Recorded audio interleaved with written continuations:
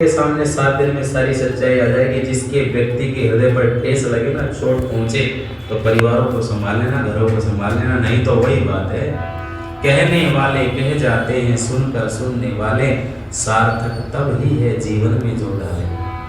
परमात्मा से मिलने का रास्ता लिखा कवि ने,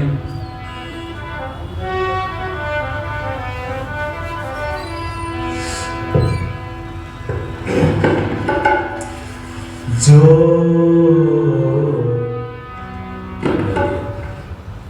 प्रेम गली में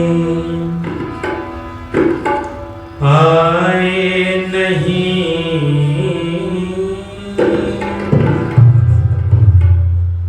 प्रियतम का ठिकाना क्या जाने। जो प्रेम गली में आए नहीं, प्रियतम का ठिकाना क्या जाने।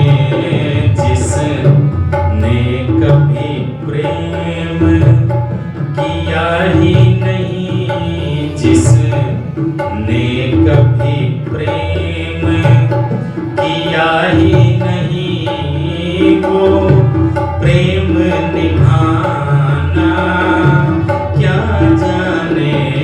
जो प्रेम गली में आए नहीं, प्रियतम का ठिकाना क्या जाने। जिसने कभी प्रेम किया ही नहीं, वो प्रेम निभाना क्या जाने। जो प्रेम गली में, जो वेद पढ़े और भेद करे, मन में निर्मलता न आए। जो वेद पढ़े और भेद करे, मन में निर्मलता न आए। कोई कितना भी चाहे जाने कहीं, कोई कितना भी चाहे जाने कहीं, भगवान को पाना क्या जाने। जो प्रेम गली में आए नहीं, प्रियतम का ठिकाना क्या जाने। जिसने कभी प्रेम किया ही नहीं, वो प्रेम निभाना क्या जाने। जो प्रेम गली में,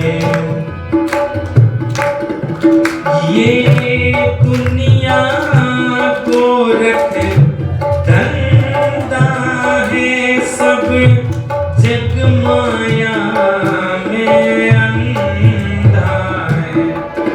ये दुनिया को रख धंधा है, सब जग माया में अंधा है। जिस अंधे ने प्रभु को देखा नहीं, जिस अंधे ने प्रभु को देखा नहीं, वो रूप बताना क्या जाने। जो प्रेम गली में आए नहीं, प्रियतम का ठिकाना क्या जाने। जिसने कभी प्रेम किया ही नहीं, वो प्रेम निभाना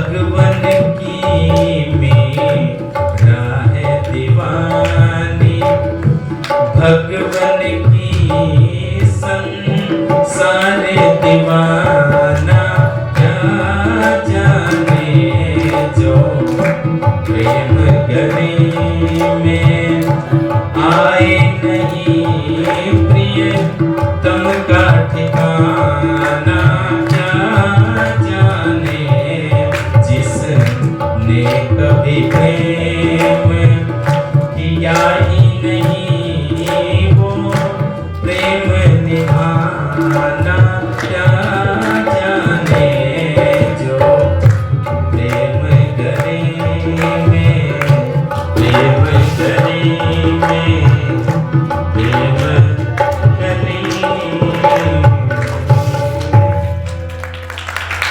जो प्रेम गले में आए नहीं प्रियतम का ठिकाना, बोलो क्या जाने। ईश्वर को यदि देखना है ना, वैसे तो शास्त्रीय भाषा में मैंने आपको समझा दिया कि ईश्वर से मिलने का रास्ता कौन सा, लेकिन यदि आप प्रेम में जीते हो, संसार के प्राणियों से प्रेम करते हो, एक विशेष जाति को, समुदाय को छोड़कर, तो वहां आपको साक्षात ईश्वर नजर आए। ईश्वर को बाहर देखने की, ढूंढने की आवश्यकता नहीं।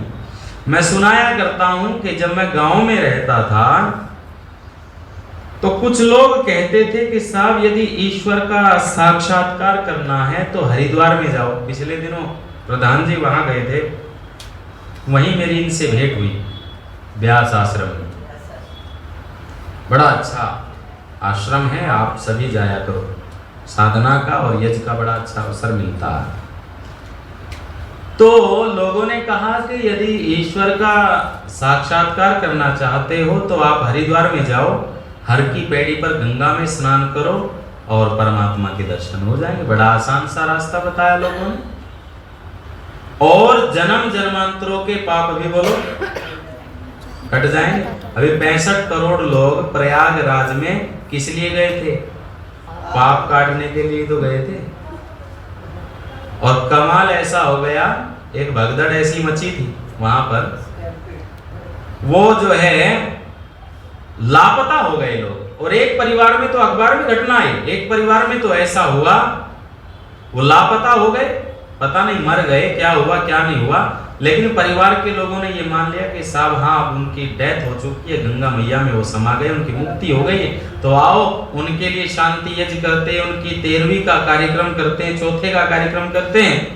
तब जो कार्यक्रम शुरू हुआ, फोटो लगी हुई है, हार पर चढ़ा हुआ है, लोग आ रहे हैं, पुष्प चढ़ा रहे हैं और उनकी आत्मिक शांति के लिए परमात्मा से प्रार्थना कर रहे हैं।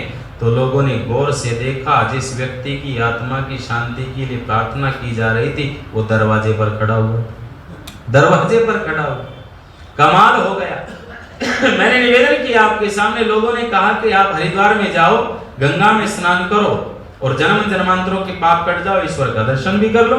तो बोले यदि किसी के पास में गंगा तक जाने का समय ना हो, पैसे ना हो, धन ना हो, साधन ना हो, तो क्या करें? तो लोगों ने बड़ा आसान सा रास्ता बताया। और हमारे भारत के लोग बड़े विचित्र हैं, अपने बचने का रास्ता कहीं ना कहीं से निकाल लेते हैं। तो बोले ठीक है, आपके पास में यदि वहां तक जाने का अवसर, समय नहीं है, पैसे नहीं है, तो आप छत पर खड़े हो जाओ, गंगा की ओर मुख कर लो, 3 बार अपनी जबान से बोल दो गंगे गंगे गंगे, 6 महीने के पाप तो वहीं साफ हो जाए। अच्छा कितनी बड़ी ये जो है धर्म की आड़ में पाप करने का परमिट दिया जा रहा है। अच्छा सच बताओ, जब ये लोगों को पढ़ाया जाता है, एक और तो ये कहा जाता है कि अवश्य में भोक्तव्यम कृतम कर्म शुभाशुभम, एक और तो ये कहा जाता कि आपको शुभ और अशुभ कर्मों का फल निश्चित रूप से बोलो मिलेगा। लेकिन दूसरी ओर वहां ये बताया जाता है कि यदि आप गंगा में स्नान कर लोगे तो आपके पाप कट जाएंगे। तो सच बताओ, लोग पाप कम करेंगे या ज्यादा करेंगे? ज्यादा करेंगे ना। आज उसने 10 पाप किए तो कल वो 20 पाप करेगा, फिर सारे इकट्ठे होकर बोले अच्छा ये गंगा इन पापों का करती क्या है? तो बोले गंगा इन पापों को ले जाती है त्रिवेणी में, संगम में। बोले वहां से फिर इकट्ठी हो जाती है वो 3 गंगाएं, जो 3 नदियां हैं वो इकट्ठी हो जाती है, और इकट्ठी होकर के वो सारे पाप क्षीर सागर में जाकर के डाल देती है। बोले फिर कहां जाते? बोले समुद्र सोख लेता। अरे मूर्खो, समुद्र नहीं सोखता है, वो वाष्प के द्वारा फिर से पाप उठ जाते हैं। वो हमारी प्रक्रिया है ना, जल बरसने की प्रक्रिया। जैसे आप अपने पाप गंगा में छोड़ाते हो, क्षीर सागर में चले जाते हैं, और बादलों के द्वारा फिर आप लोगों के ऊपर बरसते हैं, फिर आपको भोगने पड़ेंगे, वो कहीं ना कहीं आपको भोगने पड़ेंगे। मैंने निवेदन किया, हमारे भारत के लोग बचने में बड़े माहिर हैं, और इसीलिए नत्था सिंह जी ने लिखा कि ये दुनिया बड़ी सयानी है, जिसे देख लो वही ब्रह्म ज्ञानी। किसी व्यक्ति को छेड़ करके देख लेना, ब्रह्म ज्ञान से नीचे की बात नहीं करता है, और वो यही कहता है कि साहब ये कौन सी बात आप बता रहे हैं, इन बातों को तो मैं बहुत पहले से जानता हूं। ये दुनिया बड़ी सयानी है, जिसे देख लो वही ब्रह्म ज्ञानी है। मैंने कहा शराबी से, शराबी आदमी से पूछ लिया शराब क्यों पीते हो? अब बचने का रास्ता मैंने बताया ना, हमारे भारत के लोग बच लेते हैं, बचने का रास्ता अपना निकाल लेते हैं। मैंने कहा शराबी से बाज आओ इस खराबी से। उसने कहा मुझे किस मुंह से हटाते हो, तुम जो अंगूर रोज खाते हो। मैंने कहा मतलब? बोले ये उन अंगूरों का ही तो पानी है, ये दुनिया बड़ी सयानी है, जिसे देख लो वही ब्रह्म ज्ञानी है। मैंने कहा मतलब क्या? बोले भाई साहब केवल इतना सा संबंध है कि तुम लोग अंगूर खाते हो और मैं अंगूरों का बोलो पानी पीता हूं, बस इतना सा अंतर है आप में मुझ में। ये बचने का रास्ता है। व्यक्ति गलत काम से बचना नहीं चाहता, वो करना चाहता है, लेकिन गलत काम करके भी व्यक्ति अपने आप को साफ सुथरा दिखाना चाहता है। चोर ने कहा तो यूं ही कहता है। चोर से पूछा चोरी क्यों करते हो? इसने कहा कुछ करने की आवश्यकता ही नहीं है, इकट्ठा मिल जाता है। और मैंने कहा कोई तेरे घर में चोरी कर ले तो? इसने कहा उसका ईंट मार के सर फोड़ दूंगा। चोर ने कहा तो यूं ही कहता है, चोरी करने में मजा रहता है। मैंने कहा चोरी करते हो जेल जाते हो? इसने कहा जेल जाता हूं, आ भी तो जाता हूं। 200-200 रुपए में काले कोट वाले दुनिया भर के खड़े हैं जमानत कराने के लिए। यहाँ तो लोगों ने आतंकवादियों के लिए रात को 12-2 बजे तक कोर्ट का दरवाजा खटखटाया। और बुरा ना मानना साहब, ये हमारा जो कोर्ट है ना, जो न्यायपालिका जिसको आप सब लोग बोलते हैं, इस न्यायपालिका के ऊपर से भी लोगों का विश्वास हट रहा है। अभी पिछले दिनों करोड़ों रुपए जल गए, खबर तो सुनी होगी आप लोगों ने। एक जज के घर में करोड़ों रुपए जल करके राख हो गए, उसके ऊपर उंगलियां उठी, लेकिन आज तक एक भी FIR दर्ज नहीं हुई और ना ही कोई जांच की डिमांड हुई।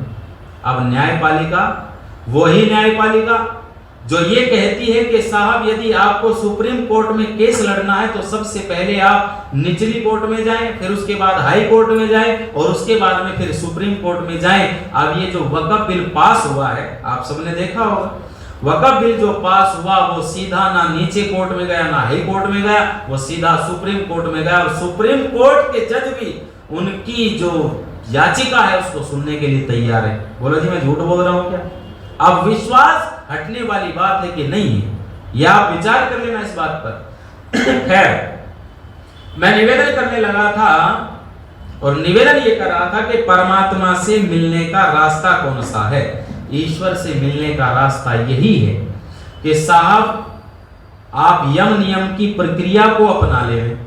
उस प्रक्रिया को सबसे पहले अपनाएंगे तो जब आप ठीक से बैठना सीख जाएंगे, जब आप यम नियमों का पालन करेंगे, प्राणायाम करेंगे, प्रत्याहार करेंगे, आप अपना भोजन बिल्कुल ठीक समय पर करेंगे, आप अपने भोजन के अंदर बिल्कुल जो पदार्थ जैसे लहसुन प्याज, अब बड़े लहसुन प्याज के ऊपर बड़ा अभी वितंडावाद हुआ था।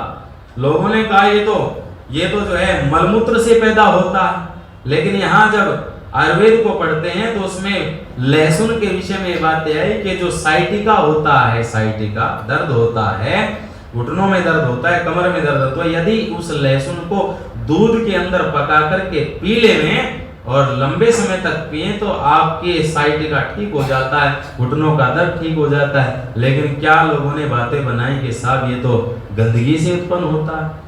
खैर, ये जो साधना के पथ पर चलने वाले लोग हैं, ये उन लोगों के लिए तो निषेध है। याद रखना, जो साधना के पथ पर चलने वाले लोग हैं, उन लोगों के लिए लहसुन प्याज क्योंकि तामसिक होता है, इसलिए उनको नहीं खाना चाहिए। लेकिन यदि किसी को कोई समस्या है, कोई तकलीफ है, उसका उपचार करना है, तो उसके विषय में इसका लाभकारी भी है। मैं निवेदन करने लगा था, लोग ईश्वर की सत्ता को नहीं देखते, और जो लोग व्यक्ति ईश्वर की सत्ता को देख लेता है, उसको अपने आप ही परमात्मा का साक्षात्कार हो जाता है। देखो, ये फूल, ये पेड़, ये पत्तियां, ऋषि कहते, वो पंडित गंगा प्रसाद उपाध्याय कहते हैं, परमात्मा की बनी हुई एक एक कलाकृति को यदि देख करके ईश्वर का साक्षात्कार व्यक्ति ईश्वर का अनुभव नहीं करता, तो समझ लेना वो व्यक्ति चाहे कितने ही वेद पढ़ जाए, कितने ही तीर्थाटन कराए, कितने ही विद्वानों के पास में बैठ जाए, उसको कभी भी ईश्वर का साक्षात्कार नहीं हो सकता। आपने कई बार सुना और सुना देता हूं।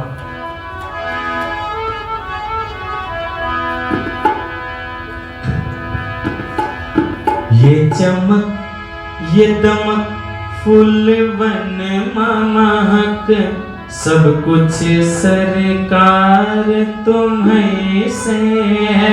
ये चमक, ये दमक, फूल बन महक, सब कुछ सरकार तुम्हीं से है। इठला के पवन चूमे सैया के चरण, इठला के पवन चूमे सैया के चरण, बगियन में बहार तुम्हीं से है। सब कुछ सरकार तुम्हीं से है।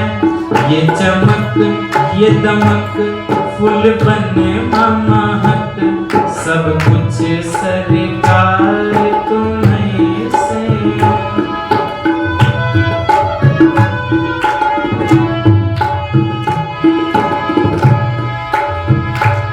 मेरे सुख दुख की रखते हो खबर, मेरे सर पर साया तुम्हारा है।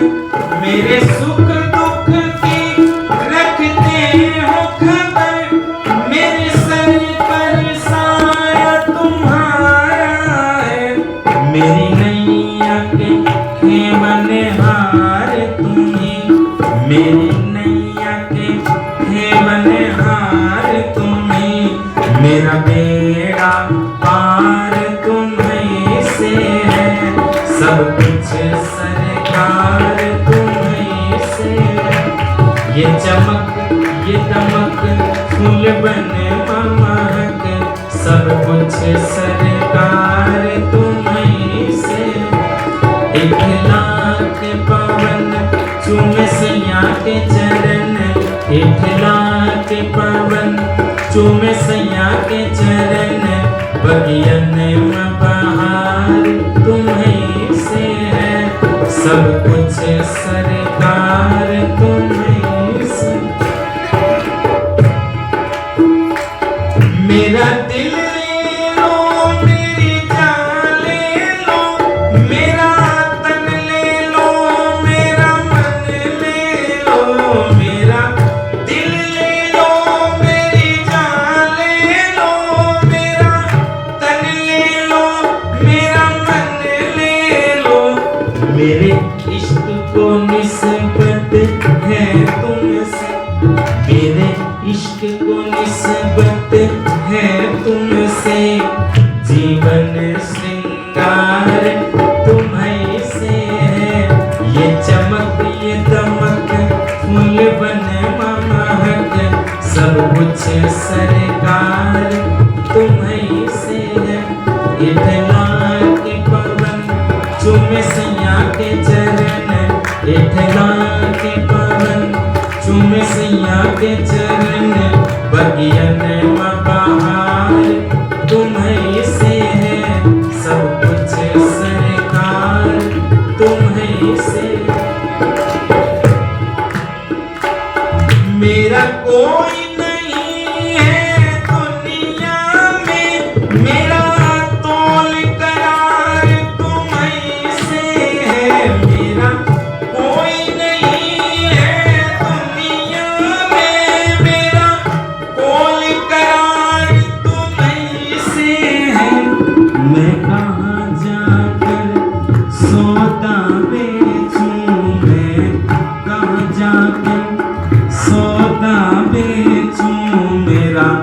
सब व्यापार तुम्हीं से है, सब कुछ सरकार तुम्हीं से है।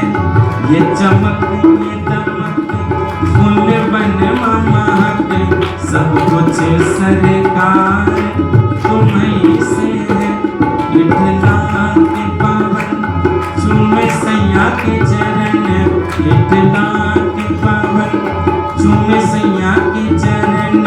बगियन मकान तुम्हीं से है, सब कुछ सरकार तुम्हीं से है। ये चमक ये दमक फूल बन महक, सब कुछ सरकार तुम्हीं से है, सब कुछ सरकार तुम्हीं से है, सब कुछ सरकार तुम्हीं से है। ये चमक